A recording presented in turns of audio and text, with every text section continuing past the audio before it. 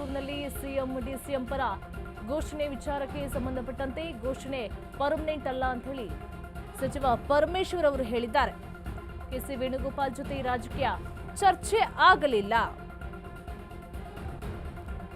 ಒಬ್ಬೊಬ್ಬ ನಾಯಕರಿಗೆ ಒಂದಷ್ಟು ಅಭಿಮಾನಿಗಳು ಇರ್ತಾರೆ.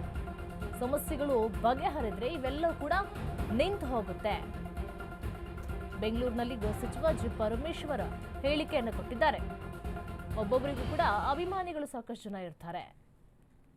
ಮಂಗಳೂರಿನಲ್ಲಿ ಸಿಎಂ ಡಿಸಿಎಂ ಪರ ಘೋಷಣೆ ವಿಚಾರಕ್ಕೆ ಸಂಬಂಧಪಟ್ಟಂತೆ ಈ ರೀತಿಯಾದಂತಹ ಒಂದು ಹೇಳಿಕೆಯನ್ನು ಕೊಟ್ಟಿದ್ದಾರೆ.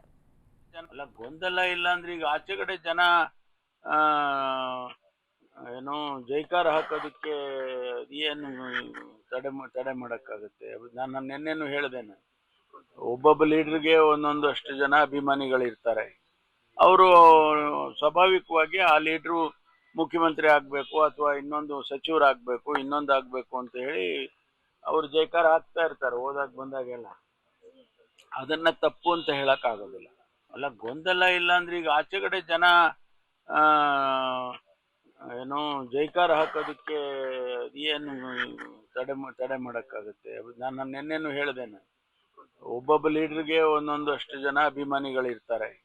ಅವರು ಸ್ವಾಭಾವಿಕವಾಗಿ ಆ ಲೀಡ್ರು ಮುಖ್ಯಮಂತ್ರಿ ಆಗ್ಬೇಕು ಅಥವಾ ಇನ್ನೊಂದು ಸಚಿವರಾಗಬೇಕು ಇನ್ನೊಂದು ಆಗ್ಬೇಕು ಅಂತ ಹೇಳಿ ಅವ್ರು ಜೈಕಾರ ಹಾಕ್ತಾ ಇರ್ತಾರೆ ಹೋದಾಗ ಬಂದಾಗೆಲ್ಲ.